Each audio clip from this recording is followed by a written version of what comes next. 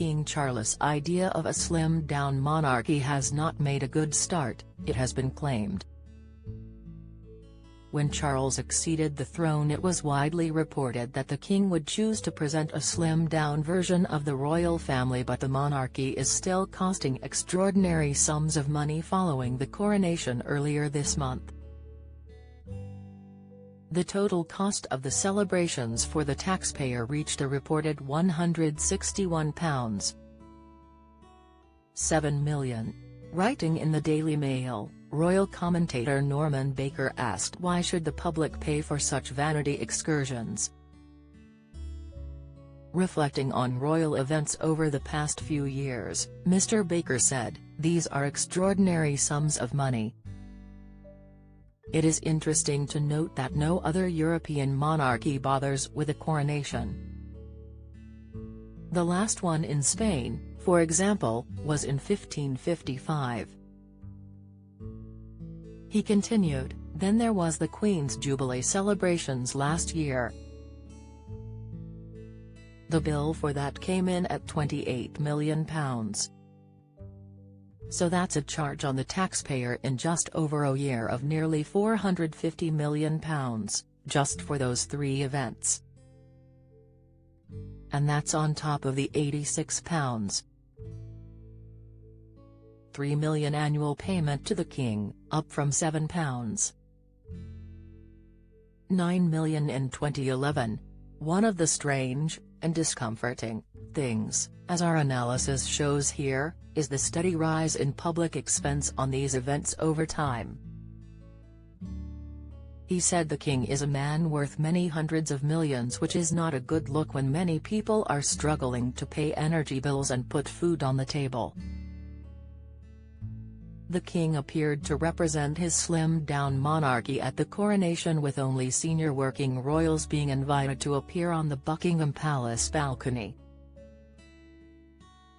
But Mr. Baker said this does not constitute a slimmed-down monarchy. He said, "King Charles needs to be careful. While a clear majority of the British population still favours a monarchy, those opting for a republic now constitute something like 28%, the highest figure since the royal meltdown year of 1992, the Queen's Annus Horribilis. Among young people, support for a monarchy and a republic is now evenly divided." Mr. Baker added, "And in my view, more pomp and pageantry at public expense, while Charles sits on a vast private fortune, is a sure way of pushing that 28% figure still higher, and dangerously so." In a rare interview ahead of the coronation, Princess Anne, often referred to as the hardest working royal, warned against the idea of a smaller monarchy. The princess suggested the pool of working royals was already small enough after the Duke and Duchess of Sussex stepped down in March 2020. Princess Anne said, "Well, I think the slimmed down was said in a day when there were a few more people around. It doesn't sound like a good idea from where I'm standing, I would say. I'm not quite sure what else we can do." Don't miss Angela Kelly's beautiful 30-year bond as the Queen's best friend before eviction. Princess Leonor's mysterious necklace could have been a gift from Special Royal. King Charles faces major £360,000 headache over Prince Andrew's eviction. She also defended the role of the royal family. When asked about its relevance, she said, "There will be conversations about relevance everywhere. It's not a conversation that I would necessarily have. It's perfectly true that there is a moment when you need to have that discussion, but I would just underline that the monarchy provides, with the Constitution, a degree of long-term stability that is actually quite hard to come by in any other way." She continued, I rather hope that sometimes what we can do is just to underline the goodness and the fact that there are an awful lot of people out there who really do understand about the way they behave towards each other is important, and that the monarchy provides an element of a focus to that level of service and encourages that in the long term. It's not a short-term thing.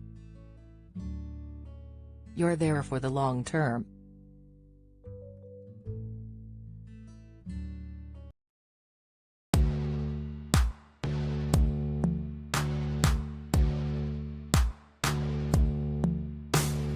Got to be somewhere who's in our hearts, ready to come home and fall in love. I have been trying to find a way over you to a spot of oil, and where the sun comes up from above.